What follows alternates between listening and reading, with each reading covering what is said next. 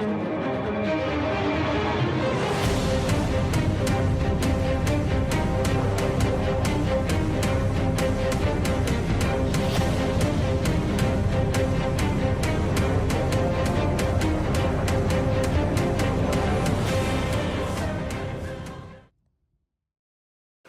of the more interesting things about being an action figure collector is the concept of toys being immortalized in plastic.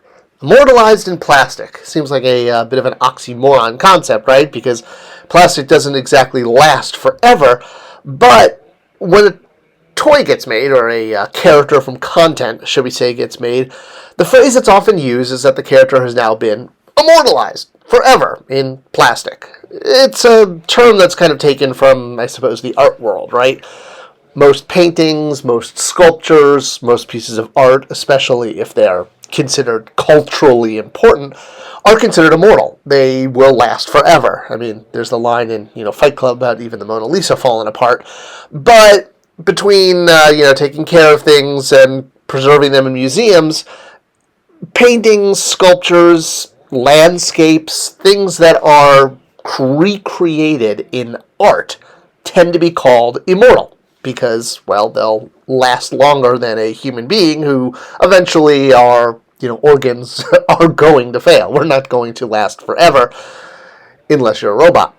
So how did this term come about, and exactly what does it mean to adult collectors when you're referring to a toy as being immortalized in the same way that art collectors refer to art being that way? Can an action figure be a statue? Can an action figure be a piece of fine art? Is that what makes it immortal if it just sits on your shelf? Well, not really. It's actually a little bit different because the interaction with the toy is part of the immortalization process. So I want to explain that because saying a toy or a person in pop culture, something from content, has been immortalized in plastic is very different from saying something has been immortalized in oil painting or statue, in marble, if you will, whatever we're going to talk about as the form of the immortalization. Now, one way this happens is when a character is turned into something like a Barbie doll, a form factor that is well known as a representation of people. And oftentimes famous people, musicians, actors, get turned into Barbies. Another example of this is the concept of permanence, which came up when we were trying to do a Wonder Pig toy. And no, I don't mean Esther the Wonder Pig, I mean Diana of Amazon as a Wonder Pig. This was an episode of Justice League Unlimited where Wonder Woman is turned by Circe into a pig. Hence, Wonder Pig, retaining the magic arm bracelets there so you could tell it was Wonder Woman and not just some common pig. Now, this was a character, or, the animal, a superhero turned into an animal that appeared in content, but the content owner, in this case Warner Brothers, DC, was very concerned about making a toy of this because when you create a toy, and I've touched on this in other videos, it creates something called permanence, which means it physically exists in the real world. It's no longer content that's just being observed as a passive experience. When you're watching a movie, it's just still frames shown to you 24 frames per second to create the illusion of movement. Now, there's also the concept of permanence with a child, and as they grow and adapt to the world, the understanding that just when they can't see something, is it still there? That's another concept of permanence. But it's a little different from the permanence of making something physical that can then last forever, hypothetically. And that's some of the concern with characters like the Wonder Pig. The IP owner was concerned, well, if you make it as a toy, it's now something physically real. When it was just in the show, it was kind of considered passive. So there's a lot of concern, and concern might not be the right word, but the idea of permanence, of when a character gets turned into an action figure made of plastic, it becomes permanent, and this legitimizes the character. That's where some of the immortality comes from. It's not necessarily the fact that plastic is going to last. It's much more about the legitimization? I guess that's the right word. Now, part of this is because of repetition. The more something appears, the more legitimate it is. when something is physically represented in front of you, it repeats every time you look at it. And that's part of the permanence concept too, and the idea that a toy is immortal. So when you have an obscure character, let's go with Frogman, right, from Marvel Comics, all right? So totally legitimate character, but never had a toy or action figure or any merchandise ever made of him outside of appearing in comic books. So, yeah, well, okay, I guess Frogman has recently been on the She-Hulk TV show, but that's not important right now. We're really talking about the comic book version and the fact that there's never been merchandise of him until Marvel Legends did a figure. And when this happened, fans said, all right, Frogman is now legitimate. He is now immortalized in plastic. And that's where the connection is. When a character that is on a flat surface, meaning a movie, a comic book, a drawing, something that can't be interacted with, turning it into a toy gives it legitimacy and permanence.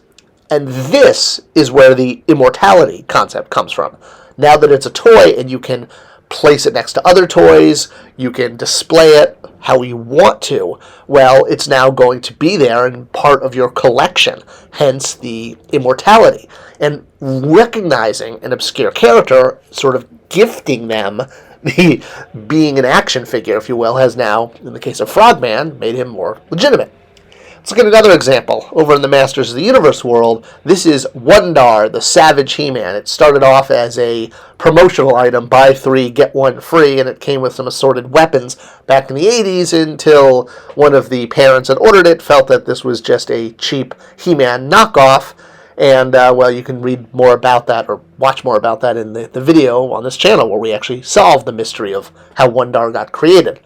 That's not the point. The point is, when this figure was made as an action figure, an articulated plastic toy in the Classics toy line, well, it legitimized him. He went from being just a kind of random one-off from the 80s that people weren't sure if this was even a legitimate action figure from Mattel, to something that's now part of the brand. Making a character as an action figure, now you can place it in someone's hands and they can physically play with it, display it, interact with it.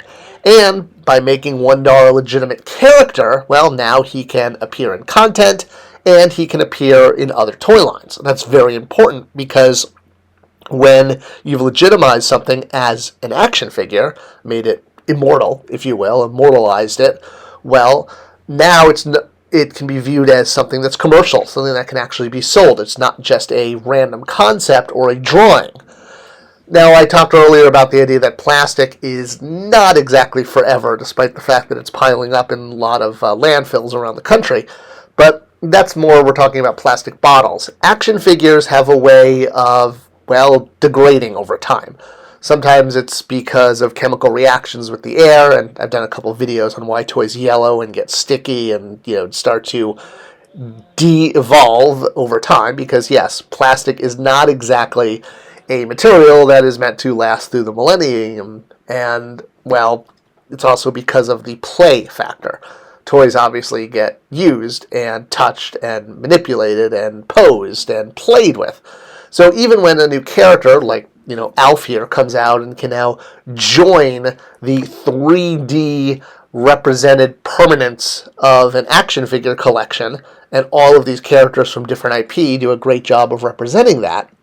So while it's one thing to display them, it really is about kids and play. Because when you play with a toy, not only are you interacting it, you're creating memories. You're creating memories that ideally could last a lifetime. And this is what being immortalized in plastic truly means. Because while plastic doesn't last forever, memories do. And putting a character, a toy, into the hands of a child who's now going to create open-ended play and experience that character with total control, because remember, kids don't have much control over the world, and toys are one of the things that helps them. This is also why so many kind of retro recreation toys sell so well, especially to collectors, because it's bringing back memories. These toys are literal recreations of toys we had as a child, and therefore it's going to directly connect to those memories we have of playing with those toys. So being able to get a character again contributes to the immortality, because your memories never fade, ideally, and having that toy again brings them back. So, yes, could an action figure be made as a statue? Completely. But when you're playing with that action figure and interacting with it and creating memories, that's when truly the toy becomes immortal. I hope this video clarified the concept of an action figure gaining immortality, or, when it's chosen to become a consumer product piece. Let me know what you thought. Let me know what you think of toys being immortal and the concept of immortalized in plastic. Let me know in the comments below, and I'll see you guys in the next video.